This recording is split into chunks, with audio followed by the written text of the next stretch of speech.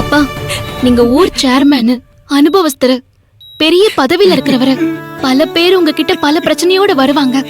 நீங்க நிதானமா யோசிச்சு பேசணும், முடிவெடுக்கணும்.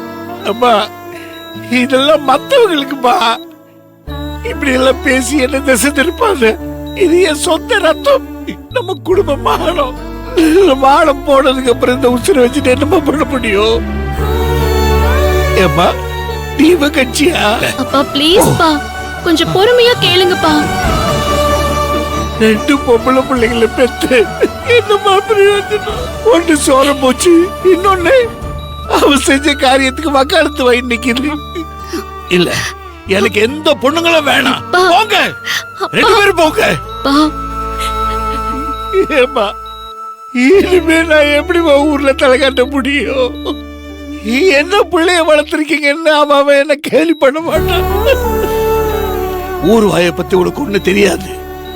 அது அணுவுள்ள வாயை விட பயங்கரமானது.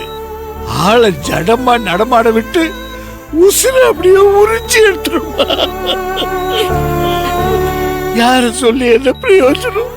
என் மேலதான் தப்பு. நான் என் பிள்ளைய ஒழுங்கா வளர்க்கலையே. வளர்க்கல மரியாதை போச்சு. என்னம்மா பண்றீங்க? ஏம்மா, அவரை எமோஷனல் ஆக விடாதீங்கன்னு சொன்னல, நீங்களுமா? ஐயோ சாரி டாக்டர், இவரை கண்ட்ரோல் பண்ண முடியல. என்னப்பா?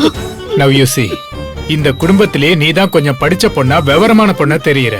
உங்க அப்பா கண்டிஷன் கிரிட்டிக்கலா இருக்குமா. 90% பிளாக் இருக்கு. அவருக்கு உடனே சர்ஜரி பண்ணணும். அவரை இப்படி நீங்க எல்லாரும் சேர்ந்து எமோஷனல் பண்ணிட்டே இருந்தா அப்புறம் சர்ஜரி ஒழுங்கா நடக்காது. அதுக்கு பலனும் இருக்காது. அவரு உயிருக்கு தான் ஆபத்து. ப்ளீஸ் டாக்டர், அப்படி எல்லாம் சொல்லாதீங்க. எப்படியாச்சும் அவரை காப்பாத்துங்க. சர்ஜரி பண்ணிடுங்க டாக்டர். டாக்டர் வேண்டாம், டாக்டர் வேண்டாம். ஆபரேஷன்ல எதுவும் பண்ணாதீங்க. கடவுளா பார்த்து எனக்கு இந்த நெஞ்சொலியை கொடுத்திருக்காரு. இதோட என் கதை முடியட்டும். Mister Varadan, what are you talking? Doctor, என்ன விட்டுருங்க. டாக்டர், ஒண்ணு பண்றீங்களா? சொல்லுங்க வரதன். ஆபரேஷன் தியேட்டர்லயே வச்சு என்ன கொல்லுங்க.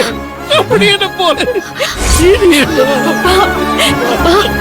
தயவு செஞ்சு பேசாம இருங்கப்பா. எப்படிமா பேசாம இருக்குது? எல்லாரும் சேர்ந்த விஷயத்த மறைச்சிட்டு பேசாம இருந்தீங்களே, அந்த மாதிரியா? எனக்கு அந்த அளவுக்கு எல்லாம் நடிக்க தெரியாதுப்பா. எனக்கு அந்த அளவுக்கு எல்லாம் பண்ண வராது. Sathya, come to my room. உங்க அப்பாவோட சர்ஜரி பத்தி உங்ககிட்ட எக்ஸ்பிளைன் பண்ணணும். சரிங்க டாக்டர், நான் வரேன்.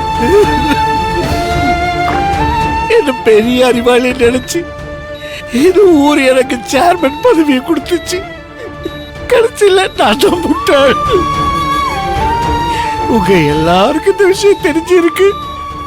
ஆனா எனக்கு தான் தெரியாம போச்சு. எல்லாரும் சேர்ந்து என்ன முட்டாள் ஆகிட்டீங்களே. அப்பா, உங்ககிட்ட மறைக்கணும்னு நினைச்செல்லாம் மறைக்கலப்பா. நீங்க ரொம்ப மென்மையானவரு, மான மரியாதையெல்லாம் பாக்குறவரு. உங்களுக்கு இது தெரிஞ்சா தாங்கிக்க மாட்டீங்கன்னு தான் நாங்க மறைச்சிட்டோம்.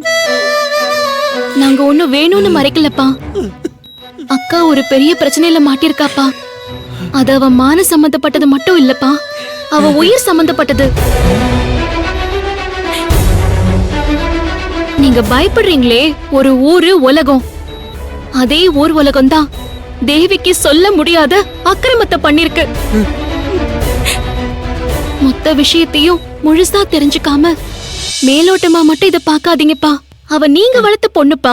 அப்படிலாம் நம்ம குடும்ப மான மரியாதையை கெடுத்துட மாட்டாப்பா.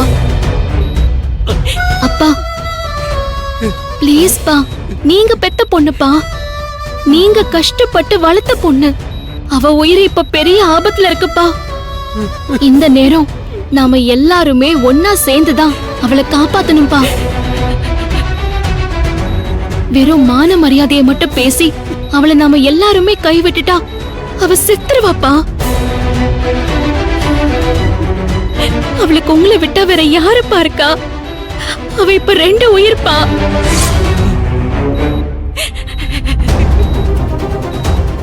அவ ஒன்னும் மான மரியாதையெல்லாம் விட்டுட்டு வாழலப்பா. அவ இது வரைக்கும் 4-5 தடவை தற்கொலை பண்ணிக்க போயிட்டா. ஒவ்வொரு தடவையும் நான் தான் அவளை காப்பாத்திருக்கேன். காப்பாத்தி உயிரோட நடமாட விட்டிருக்கேன். இப்பவும் அவ நடப்பணமா தான் வாழ்ந்துட்டு இருக்காப்பா. வயித்துல வளர்ற அவ குழந்தையோட உயிரை பத்தி அவ நினைக்கிறத விட உங்க கௌரவத்தை பத்தி தான் நினைச்சு அழுதுகிட்டு வாழ்ந்துட்டு இருக்கா. நான் இருக்கேன் அப்படின்னு அவளுக்கு நீங்க நம்பிக்கை கொடுக்கணும்பா. ப்ளீஸ் பா, உங்களால மட்டும்தான்ப்பா அது முடியும். உங்க பொண்ண நீங்க தான்ப்பா காப்பாத்தணும்.